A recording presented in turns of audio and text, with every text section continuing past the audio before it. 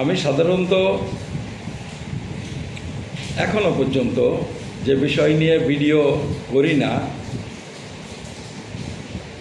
পুরোপুরি রাজনীতির বিষয়, সেইটা নিয়ে আজকে একটা ভিডিও করব। সেটা হলো বর্তমান যে রাজনৈতিক পরিস্থিতি পশ্চিমবঙ্গে, তাতে সাধারণ মানুষের মধ্যে এরকম একটা ধারণা তৈরি হয়েছে যে বিজেপি ক্ষমতায় আছে। বিরোধী রাজনৈতিক দল বলতে এখানে তৃণমূল কংগ্রেস, সিপিএম বা বামফ্রন্ট এবং কংগ্রেস। বহু মানুষ মনে করছেন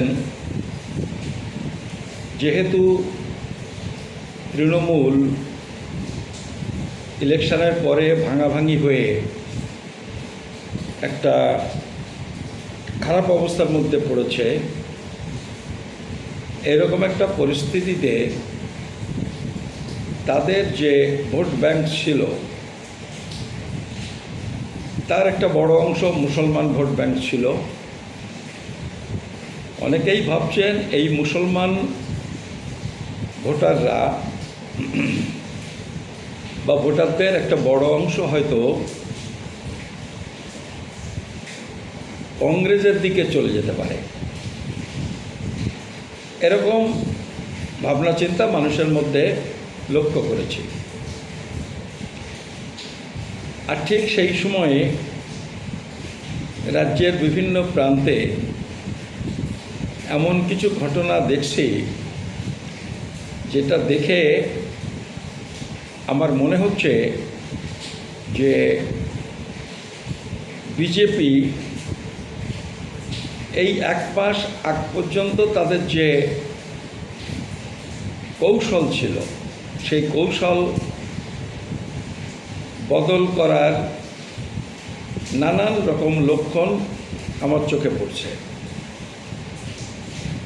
তার মধ্যে একটা হলো, আমার মনে হচ্ছে যে বিজেপি তৃণমূলকে নিঃশেষ হতে দেবে না। যেটা শুভেন্দু অধিকারী মনে করেছিলেন এবং ঘোষণা করেছিলেন যে আমি তৃণমূলকে শেষ করে দেব, এইটা তার মাথার বুদ্ধি। কিন্তু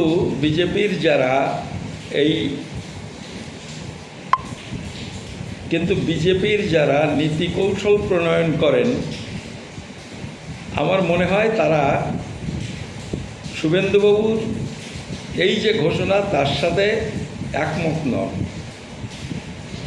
বিজেপি সম্ভবত ভাবছে তৃণমূলকে টিকিয়ে রাখতে হবে। তৃণমূলকে টিকিয়ে না রাখলে তৃণমূলের যে ভোট ব্যাংক ছিল সেইটা বেশিরভাগ অংশটা হয়তো কংগ্রেসের পেছনে সামিল হবে, কিছু হয়তো বামফ্রন্টের দিকেও যাবে, যাতে করে কংগ্রেস শক্তিশালী হবে। এবং আপনারা সবাই জানেন যে আসলে বিজেপি ভয় পায় কংগ্রেসকে, যে কারণে তাদের ঘোষিত প্রোগ্রাম হলো কংগ্রেস মুক্ত ভারত তৈরি করা। ফলে সেই সম্ভাবনা পশ্চিমবঙ্গে তৈরি হয়েছে, সেটাকে তারা নস্যাৎ করতে নতুনভাবে চিন্তাভাবনা করছে বলে আমার মনে হচ্ছে। মনে হওয়ার বড় কারণ, দেখুন কদিন আগে দিলীপ ঘোষ বলেছেন যে মমতা বন্দ্যোপাধ্যায়কে কেউ চোর চোর স্লোগান দেবে না, তার দিকে কেউ ডিম ছুড়বে না, কারণ মমতা বন্দ্যোপাধ্যায়ের বিরুদ্ধে কোনো এফআইআর নেই। আপনারা কেউ কেউ হয়তো এই বিবৃতি শুনেছেন। দিলীপ ঘোষের বিবৃতি বাদ দিলেও আপনারা লক্ষ্য করুন যে অন্যান্য নেতারা তৃণমূলের অন্যান্য অনেক নেতা তারা অ্যারেস্ট হয়েছেন, জেল কাটছেন, তাদের উপর ডিম থেরাপি হয়েছে, বাড়ি ভাঙচুর হয়েছে না, এখনও চলছে, এসব অনেক কিছু হচ্ছে। কিন্তু অন্তত আনন্দবাজার বা এপিবি আনন্দ দেখে আমাদের মনে হয়েছে, রাজ্যবাসীর মনে হয়েছে যে এত বেশি কেস হয়েছে যুবরাজের বিরুদ্ধে। আমি যেটা বলছি সেটা হলো মমতা বন্দ্যোপাধ্যায়ের ভাইপো, তার বিরুদ্ধে এত কেস হয়েছে, কিন্তু এতবার তাকে বিভিন্ন এজেন্সি ডেকে জিজ্ঞাসাবাদ করছে 10 ঘন্টা 12 ঘন্টা, কিন্তু তাদের কাউকে তাকে অ্যারেস্ট করেনি। মমতা বন্দ্যোপাধ্যায়ের ক্ষেত্রেও তাই। অর্থাৎ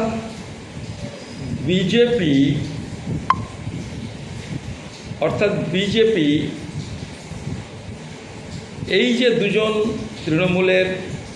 তৃণমূল কংগ্রেসের মূল শক্তি, তাদের উপর কিন্তু কোনো মোক্ষম খাড়া, তাদের জেলে ভরা, অ্যারেস্ট করা এইগুলো করছে না। কারণ এই দুজন যদি বিপদে পড়ে যান তাহলে পার্টিটা আর একেবারেই থাকবে না।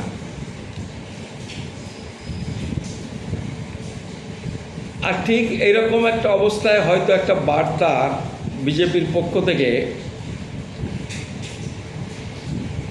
মমতা বন্দ্যোপাধ্যায়কে দেওয়া হয়েছে যে যা হবার, যতটুকু হওয়ার তা তো হয়েছে, কারণ তারা এখন পার্টি ক্ষমতায় চলে গেছে, তাকে ক্ষমতা থেকে হটাতে পেরেছেন। যতটুকু যাওয়ার হয়ে গেছে,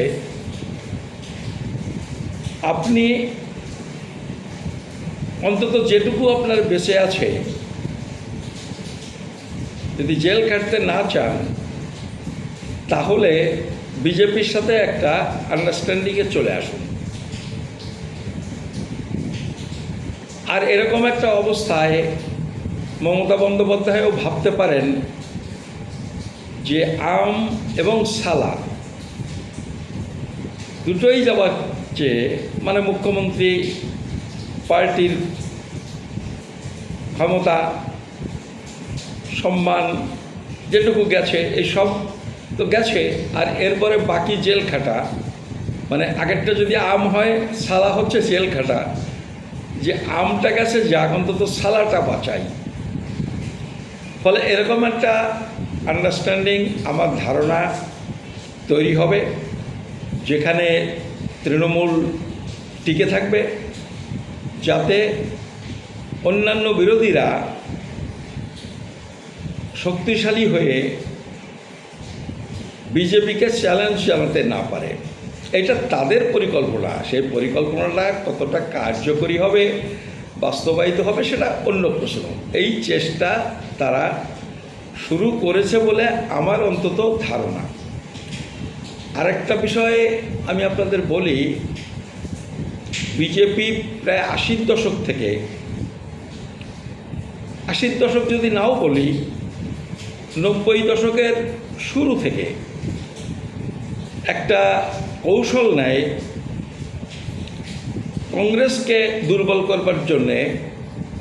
সেটা হলো কংগ্রেসের যে ভোট ব্যাংক, দলিত ভোট ব্যাংক, যেটা ছিল সবথেকে শক্তিশালী ভোট ব্যাংক কংগ্রেসের,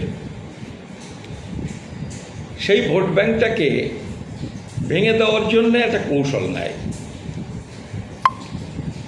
কংগ্রেসের এই দলিত ভোট ব্যাংক ভেঙে দেওয়ার জন্য একটা কৌশল নেয়। সেই কৌশলটা এমন ছিল যে দলিত নেতা যে খানিকটা পায়ের তলায় মাটি পেয়েছে, তাকে নানাভাবে সাহায্য সহযোগিতা করে, আর্থিক সাহায্য থেকে শুরু করে, কারণ আর্থিক সাহায্যটা দলিত রাজনীতির ক্ষেত্রে খুব বড় প্রশ্ন, তাদের এইটাতে খুব বড় রকমের ঘাটতি। এইগুলো দিয়ে তারা সহযোগিতার কাজ শুরু করে। কন্ডিশন একটাই এবং কৌশল হলো একটাই, যে তার জন্যে 2-1 জন দলিত নেতা এমপি হন, একটা পার্টি তৈরি হোক, এমনকি পার্টি তৈরি করেও তারা কোনো কোনো রাজ্যের মুখ্যমন্ত্রীও হয়ে যান, তাতে কোনো আপত্তি নেই। তারা যেন কংগ্রেসের দলিত ভোট ব্যাংকটা ভেঙে আনতে পারে। বিজেপির কৌশল হলো দলিত ভোট ব্যাংক যদি কিছু ভেঙে নিতে পারে কোনো দলিত রাজনৈতিক সংগঠন, তাহলে কংগ্রেসকে পর্যুদস্ত করা বিজেপির পক্ষে খুব কঠিন হবে না। এবং উদাহরণ হিসেবে বলা যায়, আপনারা দেখুন, প্রথম উত্তরপ্রদেশে বিজেপি মায়াবতীর সাথে, বিএসপির সাথে সরকার গঠন করে, তখনও কিন্তু কেন্দ্রের ক্ষমতায় এরা যায়নি।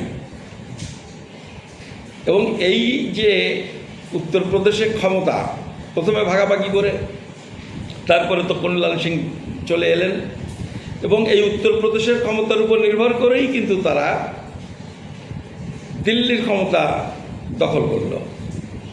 ওই 95-96 সালে প্রথমে 13 দিন, তারপরে 13 মাস, তারপরে 99 সাল থেকে 5 বছর স্থায়ী সরকার তারা গঠন করে। এবং এইটা শুধু দলিতদের ক্ষেত্রে করেছে তা না, এইটা বিভিন্ন জায়গায় তারা এরকম শক্তির খোঁজ করেছে যে কোন অংশের ভোটটা সেই পার্টি টেনে নিলে, বিজেপি দিকে আসার দরকার নেই, সে পার্টি টেনে নিতে পারলে অন্য অংশের ভোটটা নিয়ে বিজেপি শক্তিশালী হয়ে উঠতে পারে। ধরুন পশ্চিমবঙ্গের কথা যদি বলেন, পশ্চিমবঙ্গের মুসলিম ভোট ব্যাংকটা তৃণমূল দখল করে নিল। এই যে তৃণমূল দখল করে নেওয়ার ফলে সিপিএম, কংগ্রেস দুর্বল হয়ে গেল, প্রায় নিশ্চিহ্ন হয়ে গেল। মানে তাদের উপস্থিতি তো বিধানসভায় নীল হয়ে গেছিল। এখনও প্রায় তাই, 2-3টে পেয়েছে। এবং এই সুযোগটা কাজে লাগিয়ে বিজেপি মেরুকরণের মাধ্যমে হিন্দু ভোট কনসলিডেটেড করে, ঐক্যবদ্ধ করে, বেশিটাই ঐক্যবদ্ধ করে তারা ক্ষমতায় চলে গেছে। দিল্লির ক্ষেত্রে আপনারা দেখবেন, এই যে কেজরিওয়াল, আপনারা জানেন যে ভিপি সিংয়ের সময় যখন মণ্ডল কমিশন ডিক্লেয়ার হলো, তখন ওই যে দেশ জুড়ে মণ্ডল বিরোধী যে আন্দোলনটা হয়েছিল, ওই জুতো পালিশ থেকে শুরু করে এই সব জিনিস ঘটেছিল। আমরা তখন এই মণ্ডল কমিশন মানে ওবিসি মুভমেন্টের সাথে ঘনিষ্ঠভাবে যুক্ত। আসলে পশ্চিমবঙ্গে তো যেটুকু যে আন্দোলন হয়েছে ওবিসি মুভমেন্ট, সেটা তো তফসিলিরাই করেছে, আমরাই করেছিলাম। তো তখনও ওবিসিরা আসতেন না। যাই হোক, এই আন্দোলনে কিন্তু নেতৃত্ব দিয়েছিলেন যারা, একজন পরে সরাসরি কংগ্রেসে চলে যান, এই সরাসরি বিজেপিতে চলে যান, তারপরে রাজ্যপাল হয়েছেন, উনি মহিলা। আর কেজরিওয়াল তাকে খাড়া করে কিন্তু দিল্লিতে কংগ্রেসকে হটিয়ে দিল। কেজরিওয়াল মুখ্যমন্ত্রী হলো ঠিক আছে, কিন্তু কংগ্রেসকে দুর্বল করে দিল। এইটাই হচ্ছে বিজেপির লাভ। বিজেপি এই কৌশলটা নিয়ে চলছে। এখন বলতে পারেন তারপরে আজকে মমতার এই অবস্থা, বা ওদিকে অরবিন্দ কেজরিওয়ালের এই অবস্থা, দেখুন এগুলো তো একটা প্ল্যান, প্রোগ্রাম, কৌশল হয়। তারপরে যাকে মদত দিয়েছে সে যে সবসময় নিজের কন্ট্রোলে থাকে, বোতলবন্দি করে রাখা যায়, সেটা সবসময় হয় না। তারা বিদ্রোহ করে, অন্যরকম চিন্তা করতে পারে, এসব জিনিস ঘটে। কিন্তু ততদিনে বিজেপি যে জন্য করেছে সেটা কিন্তু এর আগেই ঘটে গেছে। এই যে সব চক্রান্ত, এইসব আমরা দেখেছি। আর ঠিক এই মুহূর্তে আমি দেখতে পাচ্ছি ইতিমধ্যে মুসলমানদের মধ্যে 1, 2, 3টে সংগঠন তৈরি হয়ে গেছে, যারা মুসলিম ভোটটাকে খানিকটা নিজেদের দিকে রাখতে পারলে, যতটুকু যা পারুক, তাহলে কংগ্রেস, এই যে কংগ্রেসের যে সম্ভাবনার কথা বলছি, অন্তত একটা অংশ যদি এরা টেনে রাখতে পারে, তাহলে কংগ্রেস বিজেপিকে শক্ত চ্যালেঞ্জ জানাবার মতো জায়গায় হয়তো যেতে পারবে না, এমন বিজেপি ভাবছে। যে কারণে এর আগেও আমরা মুসলিমদের দল দেখেছি, ইতিমধ্যে যারা এখনো নির্বাচনে করেনি এমনও একটা রাজনৈতিক দল বা একটা ব্লক তার উত্থানের নানান রকম লক্ষণ, অন্তত এটা খুব সীমিত আকারে শুরু হয়েছে, কিন্তু আমার এরকম একটা সন্দেহ তৈরি হচ্ছে। ফলে পশ্চিমবঙ্গের রাজনীতিতে এই সব টানাপোড়েনগুলো যারা রাজনীতি নিয়ে ভাবেন তাদের একটু লক্ষ্য করবার জন্যে আমি অনুরোধ করব। আপনাদের সবাইকে ধন্যবাদ, নমস্কার।